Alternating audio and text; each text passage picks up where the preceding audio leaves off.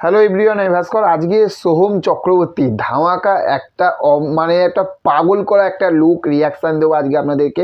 সেই লুকটা কোন মুভির হতে চলেছে সব কিছু বিষয় নিয়ে আজকে এই ভিডিওটিতে আলোচনা করব। তো চলুন ভিডিওটা শুরু করা যাক। প্রথমেই বলবো যে আমাদের এই বাংলা টলিউড ইন্ডাস্ট্রিতে মানে মিঠুন চক্রবর্তী, বুম্বাদা, এদের পরে নেক্সট যে জেনারেশনটা এলো সেটা হচ্ছে যে দেবদা, জিদ্দা।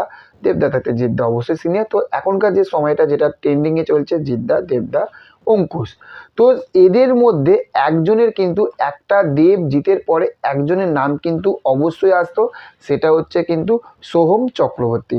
তো তার নিজের কিছু স্ক্রিপ্ট মানে ভুলভাল চুজ করার জন্য আর সে কিন্তু অনেকটা এদের থাকতে প্রচুর কিন্তু পিছনে পড়ে গেছে।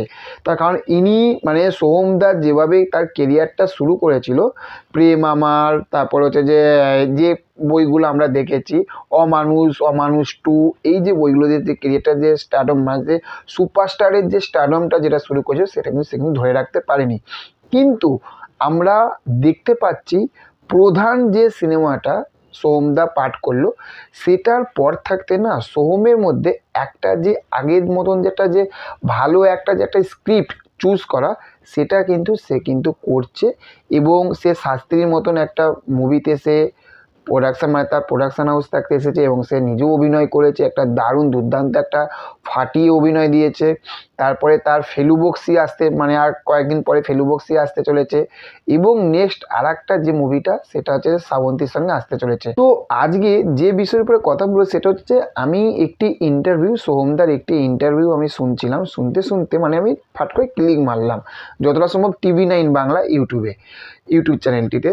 সেখানে সত্যি কথা বলছি, সোহমের যে লুকটা যেটা দেখলাম, যে এই রকম যেভাবে দাড়িগুলো এত বড় বড় করেছে, চুলটায় স্পাইট করা, কিন্তু আমার সবথেকে বেশি ভালো লাগছে যে দাড়িগুলোকে যেভাবে উনি বড় লাগছে যতটা সম্ভব। আমি প্রথমে বলে দিচ্ছি যে এই যে লুকটা, যে সোহমের এখনের যে লুকটা, এটা যদি কোনো মুভির জন্য যদি উনি করে তাহলে কিন্তু এক ঘর থেকে এক ঘর হতে চলেছে, মানে লেভেল থাকতে সেই লেভেলের কিন্তু হতে চলেছে এই লুকটা।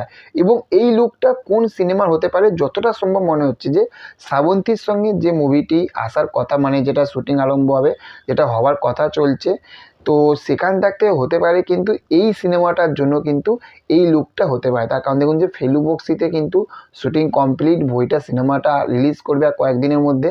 কিন্তু নেক্সট যে পার্টটা, এবং এটা তো অবশ্যই একটা কমার্শিয়াল একটা মানে কমার্শিয়াল ঘরানার তো মুভিটা হতে চলেছে, যেটা হচ্ছে যে শ্রাবন্তীদির সঙ্গে আসবে।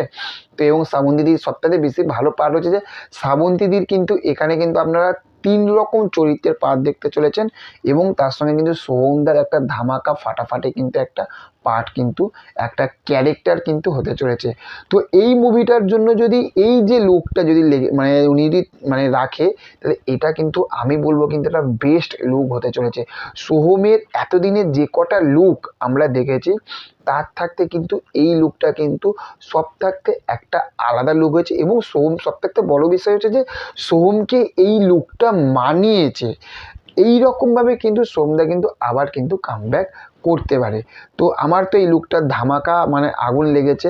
আপনাদের কেমন লাগলো এই লুকটা সোহমদার, অবশ্যই কমেন্ট করে জানাবেন। দেখা হচ্ছে পরবর্তী ভিডিওতে। ভালো থাকবেন আপনারা। Okay, thank you, have a nice day, ta-ta, bye by.